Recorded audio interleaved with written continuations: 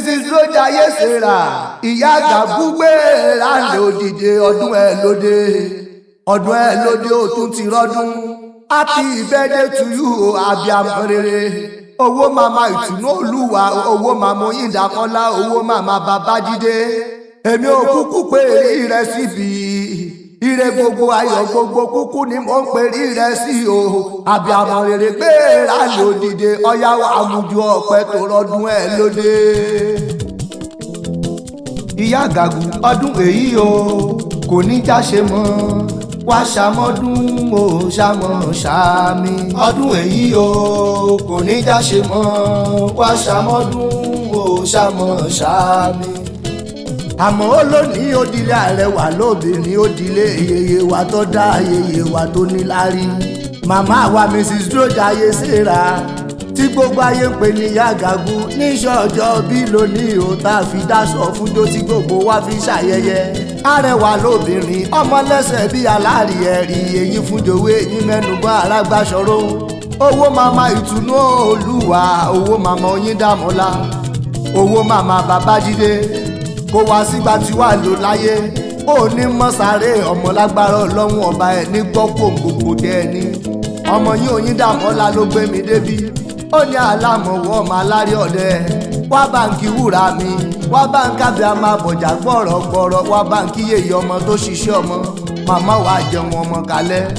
Ọjọ́ yí biribiri, ọjọ́ dọ̀sẹ̀, ọ̀sẹ̀ yí biribiri, ó wá doṣù. Oṣù yí biribiri, ó tún dọ̀ọdún. Ọjọ́ orí yín tún lè kan sí náà nù. Ọ̀pọ̀ ló ti kú, ọ̀pọ̀ ló ti lọ. Ọlọ́run tí ó jẹ́ kẹ́ ẹ bọ́jọ́ ọlọ́jọ́ lọ. Ẹ ti wá aṣọdún èyí náà kórí díẹ̀ ṣe kẹ̀mí sí nínú ọ̀la ńlá, nínú àlàáfíà àwọn ìlera tó péye. ìlẹ́ẹ̀lẹ́ ìdánrimọ́jú ọba, ọmọ apàdánjẹ ọmọ afàdánṣẹbọ, ọmọ olókè mẹ́rìndínlógún mọ́ gbọ́ dídùn ẹnu mi. Mẹ́rin àdúró bọ inú ilé bàbá rẹ̀, mẹ́rin àbẹ̀rẹ̀ bọ, mẹ́rin àkúnlẹ̀ bọ, mẹ́rin tó kù ó ní ìtàn fi ṣe ń lé bàbá tó bí ọlọ́mọ. Ọmọ àrígbàbuwó, ọmọ oníbowó àgbọ̀ngbẹ, ọmọ olómi tí kan térété lórí òkè òkúta. Ìlú tó kéyíká ẹ̀yìn lẹ́sà pátádó lẹ́sòkúta dọ̀rọ̀. Ọ̀kárẹ̀ láì ọmọ wa ọmọ ẹkùn tí fi torítorí nìyẹn, ọmọ ẹkùn tí fi tìrùtìrù. Àtẹ́ǹtì ọ̀pẹ ẹkùn àtẹ́ǹtì ọ̀tẹ̀kùn òkèrè ni wá ti mọ̀ náà jẹ́ ẹkùn nínú ilé bàbá rẹ̀. Kò sẹ́ni tí ó mọ̀ kójú ẹkùn tẹ̀ rí hùn ọba nílẹ̀rù jòjú ewúrẹ́ lọ. Happy birthday to you o màmá wa abiyamọ rere Mrs. Rojaye Sarah Ìyá Agagu mórí jẹ́ gbó.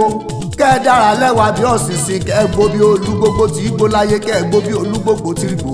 Kẹ́ ẹ wá gbó bí àwọn àgbà kan tán fọmú sóńdé sọ̀rùn níjọ́sí ayúlá ayúmọ̀ lọ́wọ́ yẹnu àtẹ̀pẹ́ lẹ́sẹ̀ tẹ̀nà. Ara pápá ńlá bẹ́tu, ibi gìjàgìjà ńlá bẹ́kùn, ìta gbangba lábẹ́wé àjílé kéke, orógbó ló ní ẹ̀gbó. Obìnrin òbí kú dànù lórí yín, lórí ọmọ, lórí ẹbí, lórí ara. Ọmọ yín Oyindakọ́lá ó ní ṣe orí ìyá mi torí hùn ó lábí àmọ́ rere ni. Ó lọ́jọ́ rírí jẹ, ọjọ́ àìrí jẹ, ọjọ́ rírí mu, ọjọ́ àìrí mu. Ó tó wá di pé gbogbo ọmọ yàn tí gbogbo wọn tún wá yanjú. Ọwọ́ ayẹ ká bí àmọ́ rere ọyẹ kọ́ ọmọ dúpẹ́ lọ́wọ́ orí àpérè. Àtètè níra àtètè gbé ní kú fòòṣà, orí ló gbàgbé tó fi jọba nílùú dáró.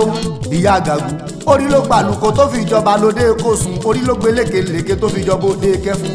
Ọyẹ kẹ́ ẹ máa dúpẹ́ lójoojúmọ́ lọ́wọ́ arúgbó ọjọ́, lọ́wọ́ aláàfin àjọbọ, lọ́wọ́ àdìmúlà olórí ayé gbogbo aṣáájú ẹni lálọ. Akẹ́yìn ogun lábọ̀ ọba tọ́da yìí sí lọ́yẹ kẹ́ ẹ mọ́ dúpẹ́ fún lójoojúmọ́. Happy birthday to you o Mrs. Rojaye Sarah Ìyá Agagu, kórí má jẹ́ ẹ̀kanjú kú láyé. Oyindakọ́lá mo jíṣẹ́ tó rán mi sí wúrà rẹ̀, mo jíṣẹ́ tó rán mi sábẹ́ àmọ́ rere, mo jíṣẹ́ tó rán mi fún ìyá tó ṣiṣẹ́ ọmọ. Ó tún dọ̀ ọjọ́ mi ọjọ́ rẹ̀ tọ́ bá bí ilé rẹ̀ pé ta ló kí yín kú ọdún ẹjọ́ ọmọ yé wọn. Àmọ́ ó lè mí jẹ́ ìwọ ní ìní o olódù ọba ọmọ atẹ́nigbọ̀ rẹ̀.